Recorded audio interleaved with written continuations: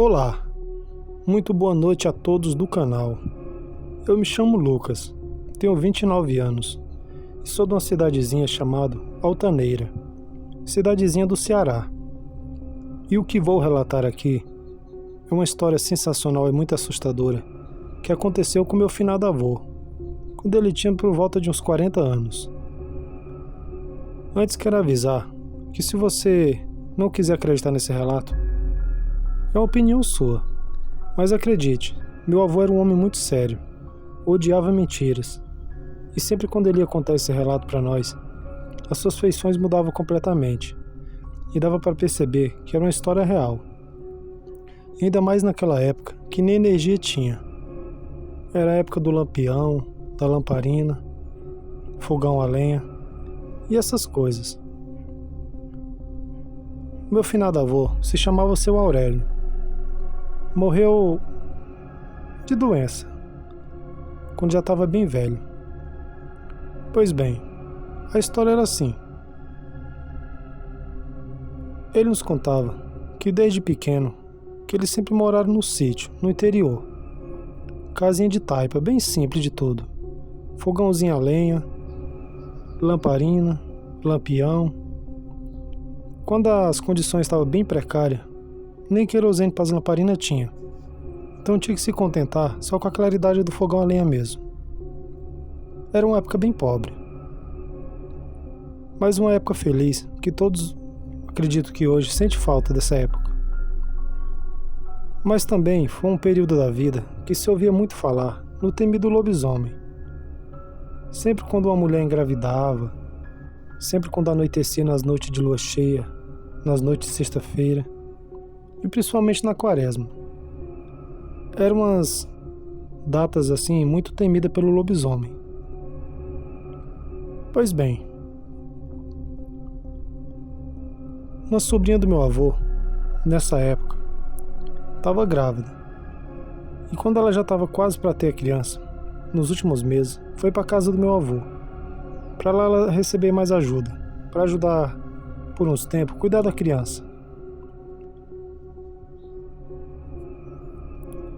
Mas, como se ouvia muito falar no lobisomem, e quando envolvia criança que não era batizada, era propício para ele vir buscar, meu avô ficou meio assim. Mas ele não poderia dizer não para sua família. Ele sempre foi um homem do coração muito bom. E assim foi, ela veio morar.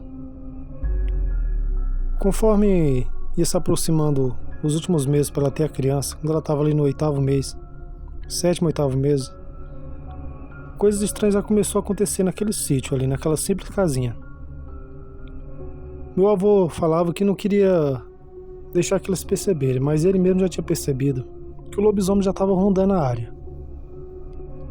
Então ele começou a, antes de dormir, sempre ver bem se a janela e as portas da casa estavam bem fechadas. E também não dormir uma noite sem sua espingarda estar carregada. Aquelas espingardas de caça muito boa, velha, mas boa.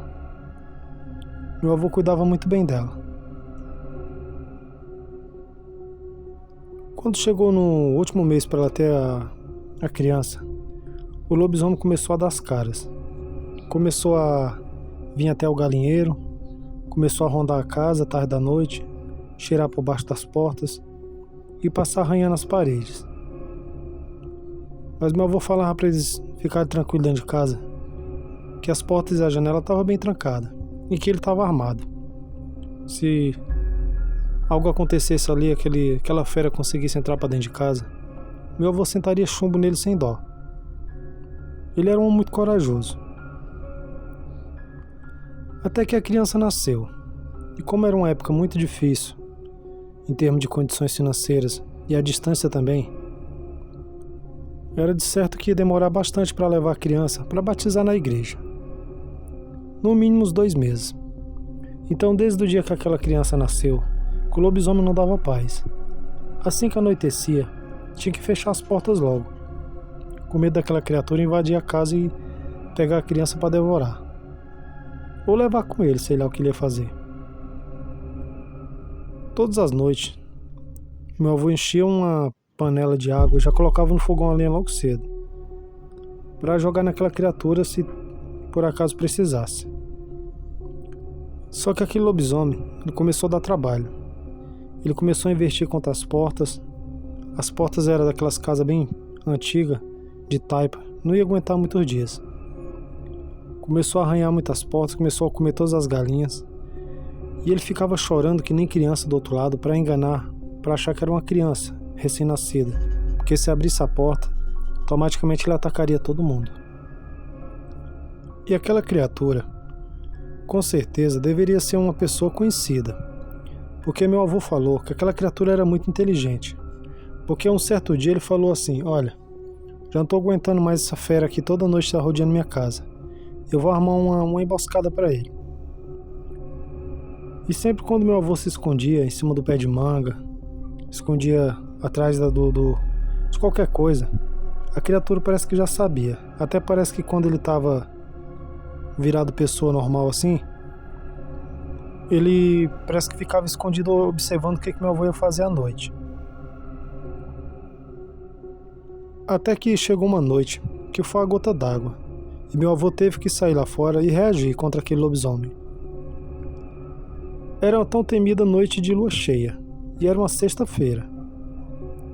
E meu avô naquele dia já ficou preparado desde cedo.